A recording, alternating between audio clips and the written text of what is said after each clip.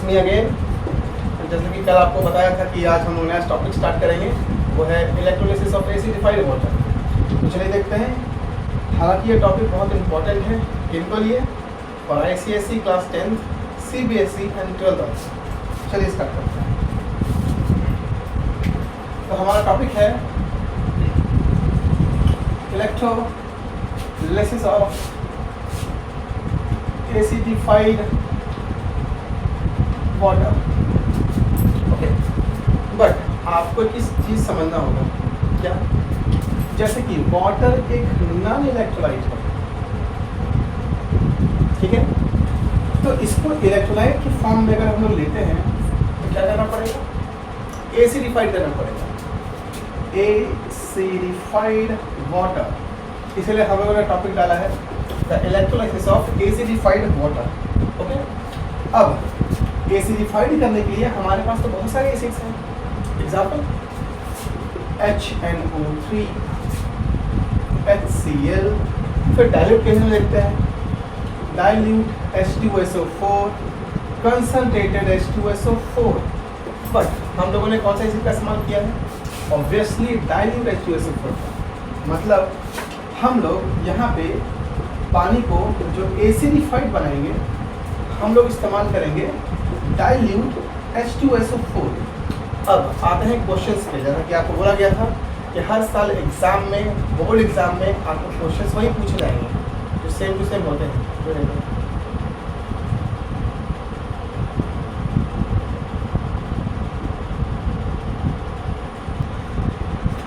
हाँ, तो हम लोग कौन सा इस्तेमाल करेंगे, डाइल्यूट H2SO4।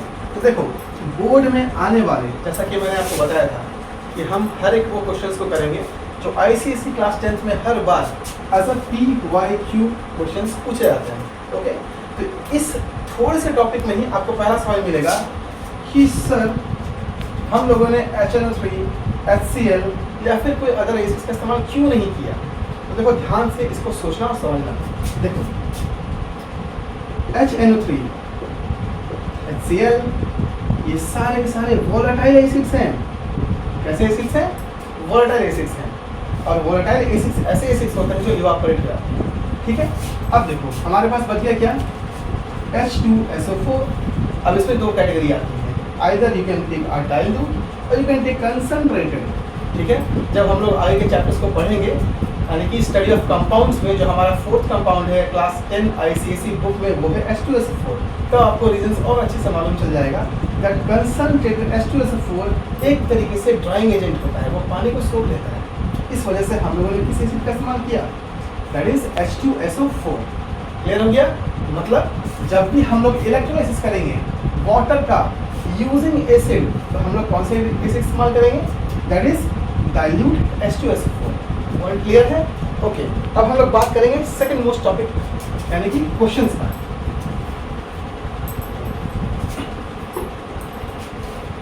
देखो हम लोगों ने लिया वाटर, ठीक है, प्लस लिया एसिड और इनको बनाया एसिडिफाइड वाटर। ओके, तो क्या हम लोग ऐसा कह सकते हैं कि acid as a catalyst act कर रहा है, बिल्कुल कह सकते हैं, ठीक है। और इस वजह से यहाँ पे PYQ यानी प्रीवियस क्वेश्चंस में एक और क्वेश्चन आया था कि क्या हम लोग एसिडिफाइड वाटर के इलेक्ट्रोलिसिस को क्या कैटालिसिस कह सकते हैं, बिल्कुल कह सकते हैं। क्यों कह सकते हैं, क्योंकि हम लोगों ने यहाँ पर H2SO4 का इस्तेमाल किया है किन चीज़ों के लिए, to make the water acidified. यहाँ तक टॉपिक क्लियर हो गया। चलिए अब हम लोग प्रोसेस पढ़ेंगे, वो भी कल वाले इजी प्रोसेस के साथ, ठीक है। थोड़ा आपको डिफरेंस देखने को मिल सकता है सेटअप में, ठीक है। जैसा कि आप लोग जानते हैं कि हम लोग क्या करते हैं, एक सेटअप बनाते हैं, ठीक है। तो जब कभी भी ICSE क्लास 10, CBSE क्लास 10 या फिर क्लास 11th और 12th, आइदर ICSE और CBSE, आपको अगर ये टॉपिक आता है और टॉपिक का नाम अगर रहे एसिडिफाइड वाटर का इलेक्ट्रोलिसिस, तो जो हम लोग सेटअप इस्तेमाल करते हैं उसको हम लोग कहते हैं हॉफमैन्स वोल्टामीटर। सही सुना आपने, उसको हम लोग कहते हैं हॉफमैन्स वोल्टामीटर। क्यों, क्योंकि देखो नॉर्मल इलेक्ट्रोलिसिस में हम लोग नॉर्मल से इलेक्ट्रोलाइटिक सेल बनाते हैं, एक इलेक्ट्रोलाइट को लेते हैं, एक इलेक्ट्रोड्स को लगाते हैं, पॉजिटिव और नेगेटिव से कनेक्ट कर देते हैं। बट नहीं, इसमें कुछ चेंजेस है, इसमें कुछ चेंजेस है और इसी वजह से नाम पड़ गया है हॉफमैन्स वोल्टामीटर। तो चलो पहले सेटअप बनाते हैं। सेटअप बहुत इजी है, देखो बहुत इजी है। पहले हम लोग क्या करेंगे, एक नॉर्मल सा ट्यूब बना देते हैं, ठीक है। फिर एक नॉर्मल सा एक और ट्यूब बना देते हैं, ठीक है। यहाँ पर हम लोग एक और ट्यूब बना देते हैं, क्लियर है। और हम लोग यहाँ पर एक फॉइल का इस्तेमाल करेंगे। किसका इस्तेमाल करेंगे, फॉइल का। और इसको कनेक्ट कर देंगे हम लोग अगेन नेगेटिव से, और इसको कनेक्ट कर देंगे पॉजिटिव से। जैसा कि आप जानते हैं ये कहलाएगा anode, sorry cathode and then anode, clear है। आगे याद करो, आपको लास्ट क्लास में मैंने बताया था जब हम लोग मोल्टन ली-ब्रोमाइड के बारे में पढ़ रहे थे कि ग्रेफाइट हम लोगों ने एज एन इलेक्ट्रोड लिया था, और उसमें एक क्वेश्चन भी आया था कि platinum is one of the best category in terms of electrode but still we have used graphite. But इस केसेस में हम लोग अगेन प्लैटिनम फॉइल्स का इस्तेमाल करेंगे। प्लैटिनम फॉइल्स का इस्तेमाल क्यों करेंगे, again for the question for the board, why PT foils as an electrode, क्योंकि वो इनर्ट है बाबू, क्या है, इनर्ट है। ओके चलो, और यहाँ पे हमको मिलाना है H2SO4 जो कि हम लोगों ने एज ए कैटलिस्ट लिया था। यहाँ पर हो गया बाबू पानी आपका H2O, क्या हो गया, H2O। ओके, एंड देन जब भी ये इलेक्ट्रोलाइटिक प्रोसेस पूरा हो जाएगा तो आपको यहाँ पे मिलेगा O2 गैस और यहाँ पे मिलेगा H2 gas, sorry H2 gas और O2 गैस। ध्यान रखना O2 बोला है मैंने, यहाँ क्या बोला है, H2 बोला है। इतना पॉइंट क्लियर है। वापस से सेटअप देख लो, H2SO4 लगाया, पानी लिया, यहाँ पर प्लैटिनम फॉइल्स का हम लोगों ने क्या इस्तेमाल किया, एज एन इलेक्ट्रोड्स। क्यों किया, क्योंकि इनर्ट है, ऑलमोस्ट क्लियर। और इस पूरे सेटअप को जो थोड़ा सा अलग दिखता है उसको हम लोग कहते हैं हॉफमैन्स वोल्टामीटर। Point clear. अब आता है नेक्स्ट स्टेप।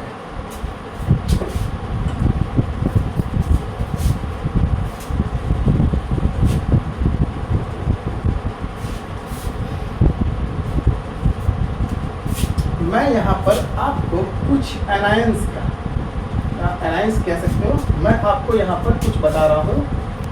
प्रेफरेंशियल डिस्चार्ज के लिस्ट, इसको आपको याद ही करना होगा, कोई भी तरीका नहीं है। You have to memorize it very clearly, it will help you in your board examination and after board, that is class 10th 11th 12th and afterwards also, ठीक है। सबसे पहले आता है SO4 two negative, NO3 negative, Cl negative, Br negative, I negative and OH negative. ये list आपके anions के हैं और ये आपको आपके बुक में मिल जाएंगे, class 10 ICSE and CBSE also. बस इसको मेमोराइज करना है और इसमें आपको याद क्या करना है, कुछ लोअर वन होते हैं, जैसे लोअर कौन हो गया, ये वाला। तो सबसे पहले डिस्चार्ज लोअर कैटेगरी होगा। वापस रिपीट कर रहे हैं, सबसे पहले डिस्चार्ज क्या होगा, लोअर कैटेगरी होगा। फॉर एग्जाम्पल, जैसे आप लोगों ने कोई भी इलेक्ट्रोलाइट लिया और इसमें 3-4 सॉल्यूशन आपने मिला दिया, मतलब आपके इलेक्ट्रोलाइट में बहुत सारी चीज़ थे, तो यहाँ पर जो डिस्चार्ज होने वाला है कोई एक ही होगा, ठीक है, कोई एक ही होगा। और उसी को हम लोग बोलते हैं प्रेफरेंशियल डिस्चार्ज। ओके ना। तो अगर मान लेते हैं कि हमारे इलेक्ट्रोलाइट में एक ये कंपाउंड है और एक ये भी है, सॉरी मतलब ये भी चीज़ है और ये भी चीज़ है, और हम लोग कंफ्यूज होंगे कि सर डिस्चार्ज कौन सा होगा, कहीं दोनों में से कोई एक होगा या दोनों होगा। बिल्कुल गलत, सिर्फ एक होगा और एक को ही मौका मिलेगा, जैसे आपको मिलने वाला है आपके एग्जाम में, ठीक है। तो सबसे पहले क्या करना है, लोअर वाले डिस्चार्ज होते हैं। अगर कभी इन केस SO4 2 नेगेटिव और OH नेगेटिव मिलता है तो सबसे पहले डिस्चार्ज कौन होगा, यस OH नेगेटिव ही होगा, ठीक है, इसका ध्यान रखना है। चलो अब आते हैं हम लोग मेन क्वेश्चंस पे जो बोर्ड में पूछे जाते हैं, ठीक है। चलो now will again see the reactions at cathode and anode. चलो याद करना, हमारे पास इस पूरे सेटअप में 2 चीज़ें थी। क्या, हम लोगों ने एसिड इस्तेमाल किया था, याद है, कौन सा, डायरेक्ट H2SO4, प्लस हम लोगों ने पानी भी इस्तेमाल किया था, याद है ना। चलो एसिड कौन सा लिया था बाबू, H2SO4, और पानी क्या लिया था, H2O। अब अगर इलेक्ट्रिसिटी पास करेंगे दोनों टूटेगा। हाँ दोनों टूटेगा। कैसे टूटेगा देखो, पहले सबसे पहले H2O इलेक्ट्रिसिटी पास होने पर H प्लस और OH नेगेटिव में टूटेगा, सिंपल सी बात थी। उसके बाद H2SO4 अगेन इलेक्ट्रिसिटी पास होकर के 2H प्लस और प्लस SO4 2 नेगेटिव में टूट जाएगा। लेकिन जैसा मैंने आपको बताया अभी क्या, प्रेफरेंशियल डिस्चार्ज, प्रेफरेंस मिलेगा। अगर आप अच्छा पढ़ रहे हैं, आपको 90% आ रहा है, आपका स्कूल में पहले एडमिशन होगा। क्यों 90% था, अगले बच्चे को 60% था। दिक्कत है ना, प्रेफरेंस किसको मिलने वाला है, 90% वाले को। केमिस्ट्री आपको ये भी सिखा रहा है, सीखो। यहाँ पे क्या करना है, प्रेफरेंशियल डिस्चार्ज होने वाला है, ध्यान देना। चलो अब हम लोग बात करेंगे सेम तरीके से। एक जगह बता दिए हैं कैथोड और एक जगह बना दिए हैं एनोड। अब कल वाले टिप्स को याद करो, मेरे फर्स्ट वाले वीडियो के टिप्स को याद करो। मैंने कहा था आपसे कि दुनिया का कोई भी इलेक्ट्रोलिसिस करोगे आपको सेम ही नियम फॉलो करना है। क्या वापस से रिपीट कर रहे हैं, वापस सुनिए। नेगेटिव पेयर हमेशा कैथोड होता है, ठीक है, और कैथोड हमेशा रिडक्शन शो करता है। और रिडक्शन क्या है, reduction is gaining of electrons. Clear है। अगेन पॉजिटिव पर हमेशा क्या होता है, एनोड होता है, और एनोड पे हमेशा क्या होगा, ऑक्सीडेशन होगा। Okay, oxidation is what, it is losing of electrons. Clear है। चलो अब हम लोग देखते हैं पॉजिटिव वालों को, जो कहाँ आने वाले हैं, कैथोड पे आने वाले हैं। ठीक है, चलो अब दोनों H प्लस ही है तो कोई भी प्रेफर होगा तो कोई फर्क नहीं पड़ता क्योंकि दोनों H प्लस है। तो चलो हम लोग लेते हैं H को। H क्या था, पॉजिटिव। अब क्या बोला, reduction, and reduction is gaining of electrons. तो यहाँ पे 1 पॉजिटिव था, एक इलेक्ट्रॉन को गेन किया और हमारे पास मिल गया H। क्लियर है। और कल आपको सिखाए थे कि कोई भी सिंगल चीज स्टेबल नहीं होता, ठीक है, तो उसको स्टेबलाइज करने के लिए वो अपने जैसे को ढूंढता है, और H और H प्लस मिलकर क्या बना देगा, H2। अब तुम नोट करो, ऊपर याद करो, जो आपको मैंने सेटअप बनाया था साइड में H2 लिखा हुआ था, हम लोगों ने इसको प्रिपेयर कर लिया।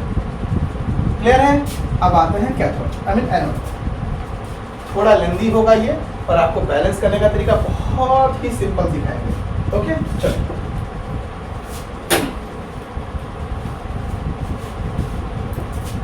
अब हमारे पास एनोड पे आते हैं दो चीज। क्या, एक थे हमारे पास OH नेगेटिव और दूसरे थे SO4 2 नेगेटिव। अब ये दोनों में से किसी एक को डिस्चार्ज होना है, और अभी हमने प्रेफरेंशियल डिस्चार्ज लिस्ट पढ़ा था।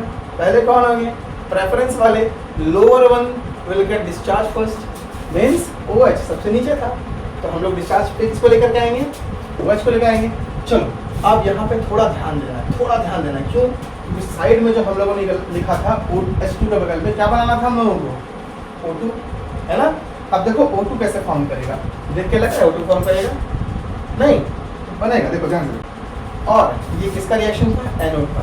तो हमने क्या बोला था कि पॉजिटिव हमेशा एनोड होता है, और एनोड हमेशा ऑक्सीडाइज करता है। And what is oxidation, oxidation is losing of electrons, means ये एक इलेक्ट्रॉन को लूज किया, ना से देखो, ये एक इलेक्ट्रॉन को लूज किया और बन गया OH। As usual OH stable हो नहीं सकता, ये OH प्लस HO मैंने जान के उल्टा लिखा है, इसको OH भी लिख सकते थे या फिर OH लिखो, ठीक है, ये स्टेबल हो नहीं सकता। ठीक है, अब यहाँ पे नोट करो, इसको अगर हम लोग काट दें, क्या काटा मैंने, 2 H को हटाया और एक O को हटाया, याद करो H2NO, पानी पानी बन गया, H2O बच क्या गया, अगेन नेक्सेंट ऑक्सीजन बनाना बच्चों। फिर रिपीट करते हैं, अगेन स्टेबल हो नहीं सकता, तो चलो नेक्सेंट ऑक्सीजन अपने आप को स्टेबलाइज करने के लिए एक और को ढूंढेगा और बन जाएगा O2, जो हम लोगों ने सोचा था, देखो बन गया ना O2। ओके, अब कभी कदार क्या होता है, आपसे एग्जाम में क्वेश्चन पूछेगा फुल्ली बोर्ड के लिए, show the reaction at cathode and show the reaction at anode. Simple, just a simple process. थोड़ा एडवांस लेवल में अगर पूछ लिया, जैसे कि इस बार कॉम्पिटेंसी बेस्ड क्वेश्चन आपने ऐड हुए हैं, तो आपसे ये पूछ सकता है कि बैलेंस है ना। अब बात करो, यहाँ पे कितने होते बाबू, 2, कितने होने चाहिए थे, 2, कितने होने चाहिए थे, 2, O2, यहाँ कितने होने चाहिए थे, 2 और 2, तो यहाँ भी होने चाहिए थे 2, यहाँ भी 2, यहाँ भी 2, बैलेंस हो गया। लेकिन कुछ नोट कर रहे हो? नहीं, नोट करो। इनके चक्कर में हाइड्रोजन बेचारा 4 हो गया, देखा आपने? 2 2 4। तो हम लोग यहाँ पे क्या करेंगे? 4।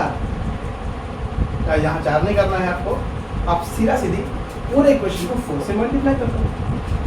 इस तरीके से आपको हर एक क्लास की वीडियो मिल जाएगी। For example class 10, 9, 8, 7, 6 for ICSE and CBSE, और आपका सपोर्ट रहा तो हम लोग 11th एंड 12th भी करेंगे। ओके, अगर आपको टॉपिक समझ आया है तो अच्छी बात है, नहीं आया है तो कुछ फ्लॉज है तो हमको बताइएगा, हम उसको ठीक करेंगे और मेहनत करेंगे। Okay, good night.